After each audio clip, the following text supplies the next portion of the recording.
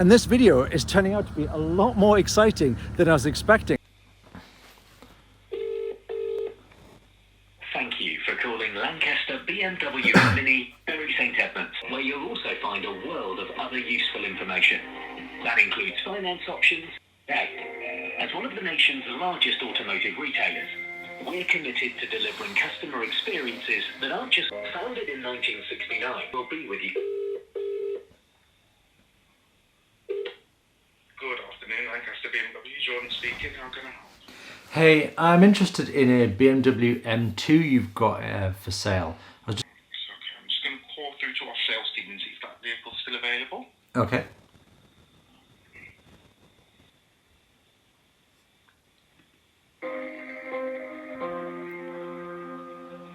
Founded in 1969, Jardine Motors Group has grown to represent us. We're committed to delivering customer experiences that aren't just great, but exceptional. Hi, Alex, you're through to Anthony, BMW Sales. I believe interested in an M2? Yeah, basically I just want to know if it was in stock. I was going to swing by and have a look. Yeah, car's here. So that was a BMW dealer. I decided that I wanted to go and see a BMW M2 today. That would be a replacement for the SLK55 that I have now. I figured that I want to start looking and figuring out what car I want next. So you can't go shopping for cars, trying to find the best deals, trying to find the spec that you want if you haven't looked at the car or driven it. You've got to drive a few cars, figure out what you like, and then once you know the maybe two to three cars that you like, you can then look for the best deals on Auto Trader. I might get this car today, but to be honest, I doubt I'll be buying today, and the reason is because they just never give me good trade-in values on cars like my SLK55. Much better to sell privately. So the most I'd ever do today is put down a deposit which would hold it for 1 month and allow me to sell my car privately. So let's go. I see a lot of people online who ask, which car is better, this car or this car? And you almost always get the same answer, which is just go drive both and make your own decision. And they are worried about going and wasting a dealer's time or just coming across as a time waster. And the truth is, dealers want you to go and test drive their cars, because then they can build a relationship with you. They can get your email address, their phone number, and then when they have a car available and the spec that you want, they can call you and make a sale.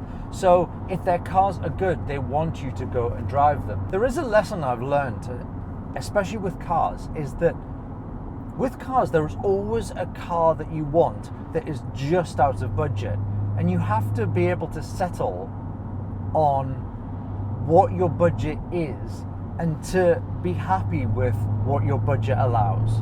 So people think, oh, if I was able to earn this much money, then I would be able to afford this car. And the truth is, you will never ever leave that. When you get your new car, within 2 months, a car will drive past you, which is a bit more expensive than the car you have, and it has maybe a little bit more power, maybe slightly nicer interior or better technology. There will always be something else, and that is the same with houses, cars, watches, phones, any kind of technology. So the quicker you become aware of that, in general, the happier you'll be as a person, and also the better you'll be able to manage your money. So the car I'm looking for in particular is, I've got an SLK55 right now. I'm going to be comparing the M2 to the SLK55. For me, the performance of the SLK55 is perfect for me. I don't need any more performance than what this car provides. What I would like, though, is to be able to upgrade my car to get a smoother gearbox, just for everyday round town driving. I find this single clutch gearbox quite tiring at times, and also there's been a few opportunities in the last few months where I could have really done with a 4-seater car, even if it's just like a 2+2, where a couple of adults could go in the back for like 10-minute to 20-minute journey. Maybe you're picking someone up from the station. That's what I'm looking for, a bit more practicality. So my shortlist, the M2 is at the absolute top. I don't think there's anything better on paper than a BMW M2. So let's get to it. I'm going to drive it now, and I'm going to give you my thoughts in comparison to the SLK55. Okay, well, this is insane. So I didn't realize that because of COVID, you got a test drive completely on your own. So I don't have anyone with me on the test drive. I'm in the M2 now, and to be honest, it looks stunning. So I'm so excited. I'm now currently stuck in traffic, but because there is no one else around, I can take it out for as long as I like, and I'm not taking up anyone's time. So I'm gonna go and enjoy the car now and take some shots of it for you and give it a quick review. Look at this route as well. It looks amazing. What a test drive location. If anyone wants to come and test drive a BMW, go to Lancaster BMW just for this test drive. It's insane roads. So I've just pulled over because I wanted to create a bit of a gap on this road so I can actually enjoy the test drive. But it's a good opportunity to actually discuss the interior, because the interior on this car, really, people say isn't very good and very basic, but the cabin feels very driver oriented. So I really feel like I'm kind of like, it's all about driving and it's not about a luxurious place to be, and that's how it feels. Early signs though feels like my car has a bit more torque. The SLK55 has more torque, has more pull, a bit more drama about it, whereas this car's kind of a bit more muted, and it's more about that power where it comes from the turbos, and you can kind of feel that under the pedal when there's a little bit of turbo lag when you're driving.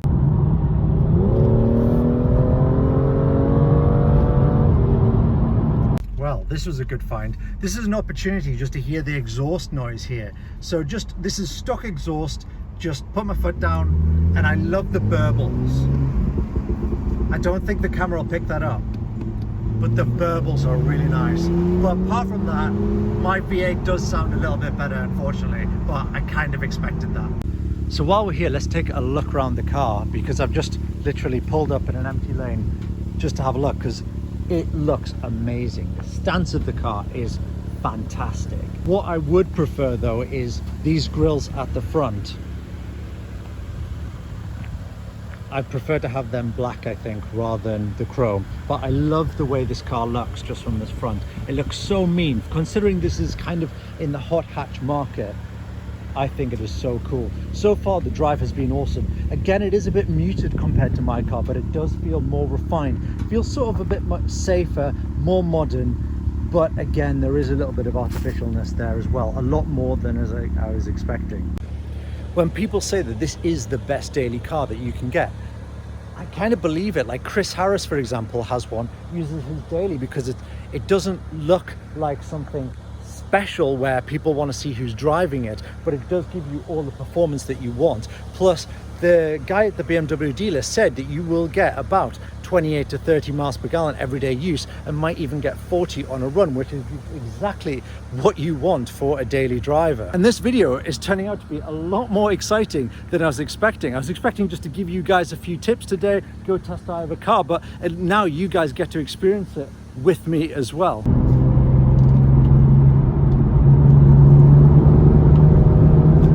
I know this isn't the most entertaining of angles when I'm driving down what is an amazing road, but people have said that this car can give you a bad back because the seat is actually pointed to the left, but your feet are pointing to the right. And I can kind of see that. If you see where my right foot is, it is quite far to the right. And I am feeling I am a bit twisted, and I'm sitting kind of on top of the lumbar support. So that is a bit of a concern for me. So I'm going to continue the test drive. Then after I finish the test drive, I'll let you guys know the verdict on that one.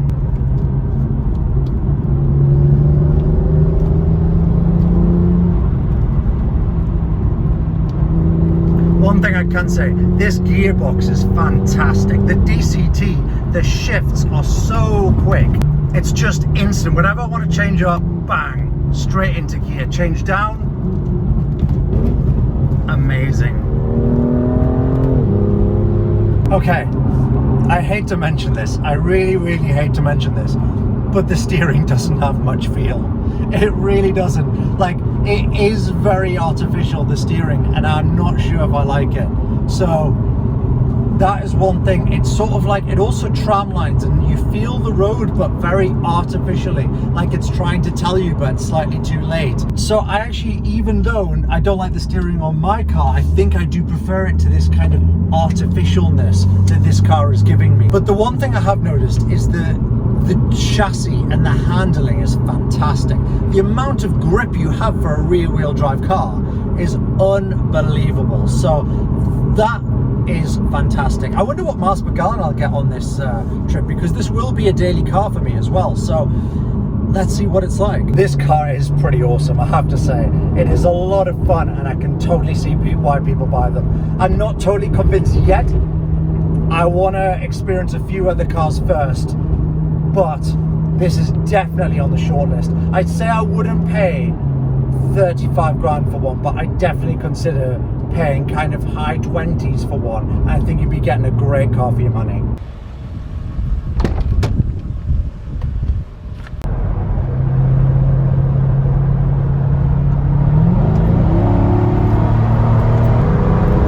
The M2 didn't do that. So would I buy a BMW M2? Yeah, I would. It was an awesome car, but I wouldn't for 30 to 35k. I think in that price bracket there's too much competition and better options available. I think I'd wait until they're worth about 25k and then I'd buy one at that price point. However, it is the best car in its category. If you're looking for a small compact car that is going to get, by the way, it got 27 miles per gallon on the test drive. And so if you're expecting to buy one, daily drive it, expect 30 to 35 miles per gallon, because I was driving it pretty hard. So that was insanely impressive. So it is the best car in its category in terms of small, compact, and also has 2 rear seats that adults can use for a long journey. Also, good luggage space. So you can use it as a daily driver. However, I think there are other cars available. You could get the BMW 240i, which will offer just as much drama and fun at those low speeds. I found that the BMW M2 really came into its own around 60 miles an hour and above. But anything below that, it was actually quite muted, and I found that the BMW 240i was a lot more fun and visceral and a better experience at those lower speeds. Another thing I noticed was the steering. The steering did feel very artificial, and I know that they've all gone to electric steering for emissions regulations and things like that.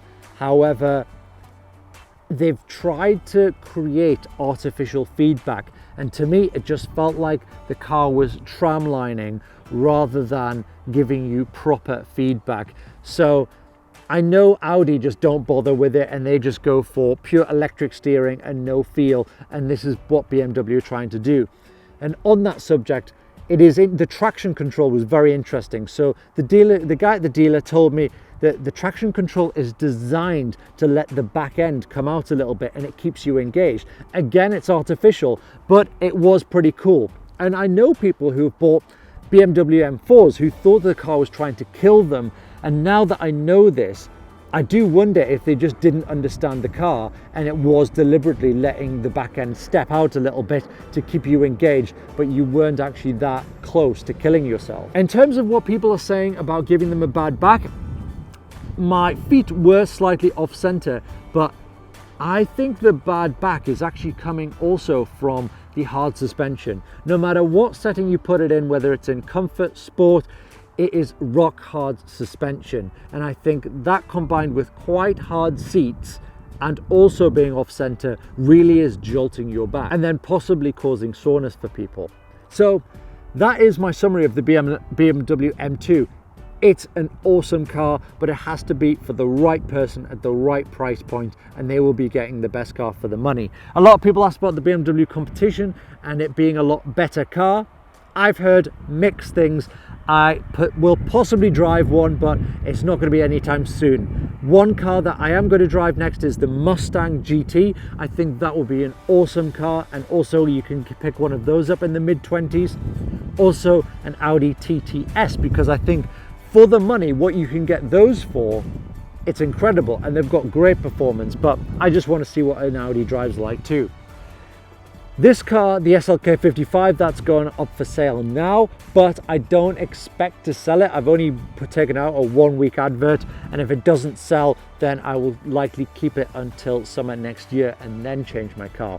But I will do a video on the best ways to sell your car and get the best price, including negotiation, pictures, what to put in the advert to get people to come and see your car instead of others, and all those other things that help you get the best price. So if you want to see that, do subscribe. If you found this video useful, drop it a thumbs up, and I'll see you in the next video.